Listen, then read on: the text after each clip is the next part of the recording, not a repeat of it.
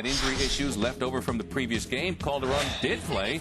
He started despite spraining his ankle in the last game. Nets trying to close out this series on the home floor. Here's Richard Jefferson with a good start outside for three. Knocks it down. That tied the game with 3 minutes to go in the first quarter. Ron, it's game 6 of the playoffs. You think a little ankle going to keep you from playing? Takes more than that. That's Morris Peterson for the reversal. They were tied at 21 after 1, right back where they started. Go to the second. Chris Bosh to T.J. Ford, who, as you can see, also played. Ford came off the bench, and Ford's driving the lane. Toronto +3. And that driver's like a Mustang, not just your old Model T Ford. His Ford, top of the key, knocks that down. Looks fine from here. T.J. Ford had 13 second-quarter points.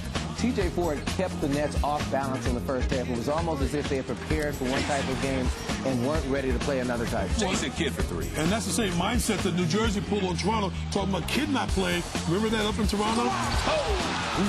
Kidd and Jefferson.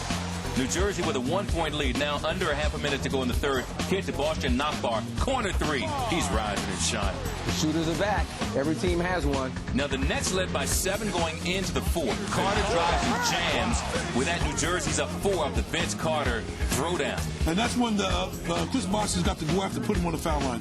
Anthony Parker. Here's Chris Bosh working inside for the stub. Bosh had 13 fourth-quarter points when his team needed it. Anthony Parker, really an underrated player. I think that was a great pass over a double team. And what a great bank shot for Chris Bosh. On that side, fadeaway off the glass.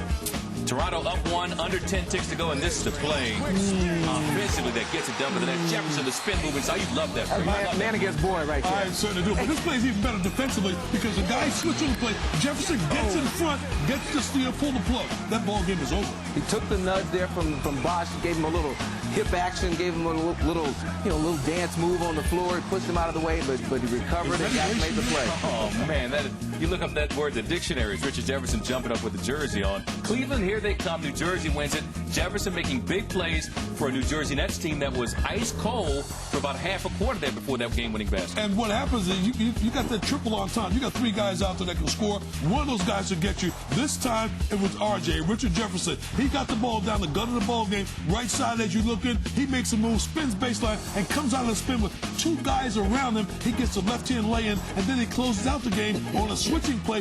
Veteran teams can do that. Coach can call that in the huddle. Veteran players do it. He gets the steal. Ron, this is the kind of game you wanted to see in a game 6. Both teams played reasonably well. It was close. One team went ahead, the other team came back. So I think Toronto has a lot to build on here. The right team probably won, the right team being the veteran team, the team that can do the most damage in the playoffs. But this is clearly a building block for the Raptors. All right, let's listen now. Lawrence Frank, the Nets' victorious head coach, kicks off our post-game coverage.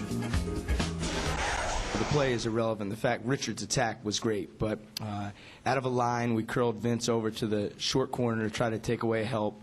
Then we had Jason come off a double, and then once Jason came off a double, Mikey then flared in Richard. It forced a late switch. Richard did a great job. He went right to Bosh's body and spun off him and got to the rim, and then he gets the game-winning steal at the end. I think you got to give Richard a tremendous amount of credit.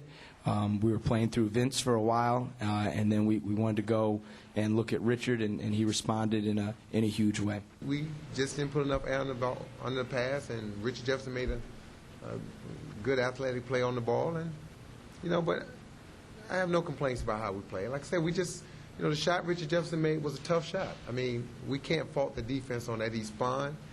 He made a tough shot in traffic. We had the play that we liked. We liked the person who was making the pass, and like I said, we just didn't make one play too short. It just shows the character of our team and the weapons that we have on our team. For the last couple of plays, they were just really loading, just loading on me and putting a lot of guys in the middle. So this time they're going to load. They just put me on the wing in the beginning, and everybody was really loaded to that side. And RJ had a one-on-one drive to the basket and a hell of a finish. Tonight on TNT, it's Game 7 for the Rockets and Jazz, and Game 1 between the Bulls and Pistons.